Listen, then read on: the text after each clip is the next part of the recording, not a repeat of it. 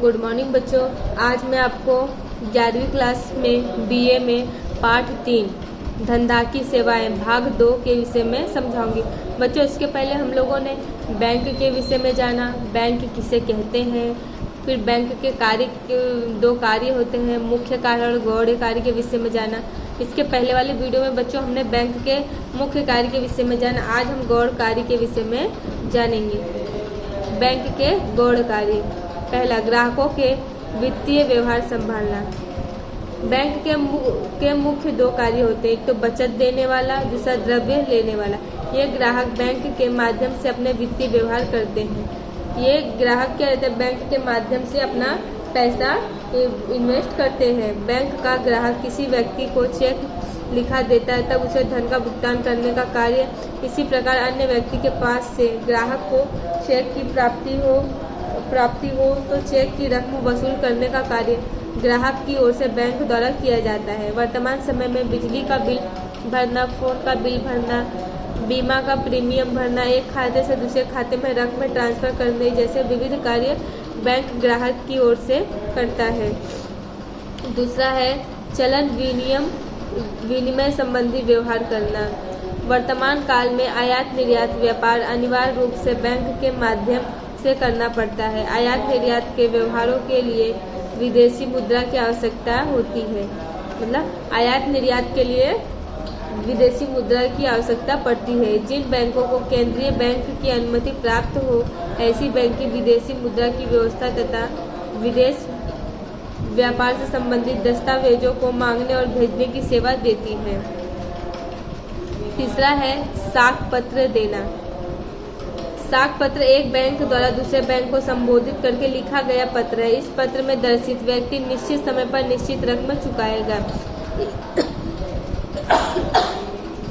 साख पत्र यानी बच्चों कि बैंक के पास आप जब पैसा जमा करते हो या तो फिक्स में पैसा जमा करते हो तो वो आपको एक लेटर देगा जिसे हम साख पत्र कहते हैं। उसमें लिखा रहता है कि कितने समय में आपको वो पैसा आपका भरने की तारीख पूरी होगी और कितने वर्ष में पूरा होगा और किस दिन मिलेगा, ये सब उसमें लिखा गया पहले से रहता है। इसका विश्वास दिया जाता है कि बैंक साख पत्र देने से पहले उस व्यक्ति से निश्चित की गई रकम को जमा लेती है। यह चीज उसमें निश्चित किया जाता है कि बैंक क्या है, साख पत्र व्यक्ति को देने से पहले उससे रकम जमा करवाता है अथवा उतनी रकम की जमानत लेती है। यानी कि साख पत्र में जितना लिखा उतना रकम पहले जमा करवाता है।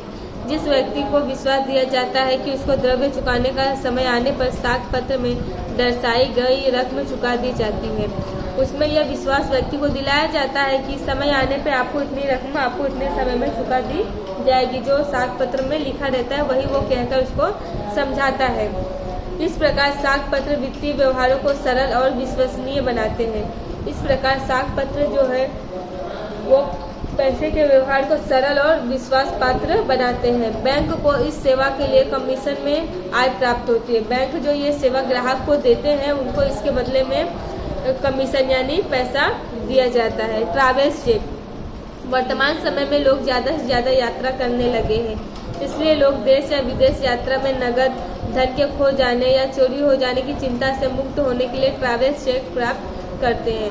ट्रैवल्स चेक धारक टूर शहर या विदेश बैंक की शाखा में जाकर नमूने के अनुसार हस्ताक्षर करके चेक के धन को प्राप्त कर सकता है। चेक विश्वसनीय एवं हस्तांतरणीय होता है। एटीएम की सुविधा के कारण ट्रैवल्स चेक का उपयोग घटा है। देखो बच्चों, ये ट्रैवल्स चेक है ना, पहले बहुत ज़्यादा चलता था, लेकिन क्या है अब लोगों के पास एटीएम की सुविधा हो गई, इसलिए ट्रैवल्स चेक की उतनी आवश्यकता नहीं पड़ती है। अब है डिमांड ड्राफ्ट की सेवा। डिमांड ड्राफ्ट अर्थात किसी एक बैंक द्वारा अन्य बैंक की शाखा को लिखित चेक। डिमांड ड्राफ्ट में व्यक्ति के नाम का उल्लेख होता है और उस व्यक्ति को धन भुगतान का आदेश दिया जाता है।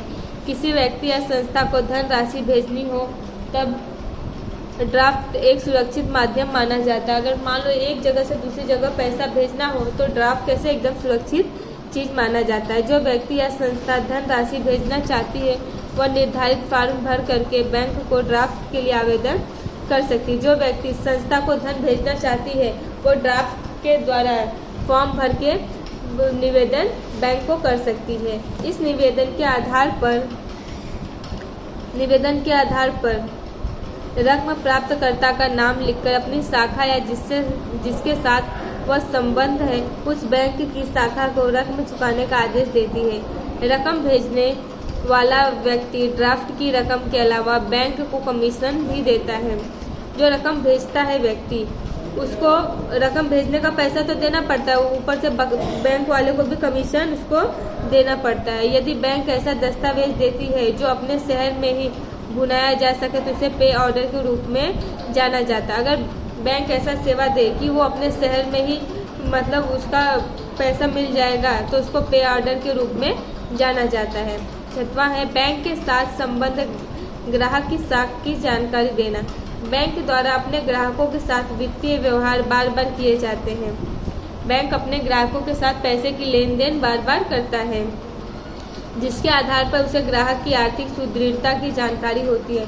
जिसके आधार पर उसे बैंक वालों को ग्राहक के विषय में जानकारी होती है। बैंक द्वारा जिस प्रकार लोगों का विश्वास प्राप्त करना होता है, उसी प्रकार बाजार में होने वाले साख के व्यवहारों के लिए भी कोई भी संस्था या पीढ़ी अन्य संस्था या पीढ़ी का विश्वास प्राप्त करना चाहती हो, तब बैंक द्वारा दी गई जानकारी अधिक विश्वसनीय मानी जाती है। इसके लिए बैंक शोध क्षमता प्रमाण पत्र देती है।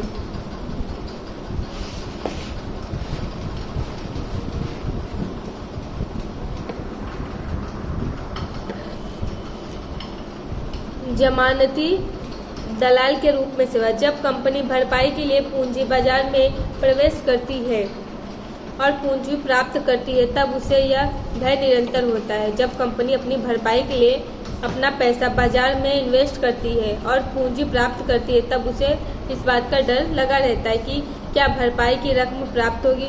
उसको ऐसा लगता है, डर लगा रहता है कि जो पैसा मैं बाजार में डाल रही क्या वो मुझे वापस प्राप्त होगी। यदि रकम न प्राप्त हो तो कंपनी को धंधा चलाने में कठिनाई होती है।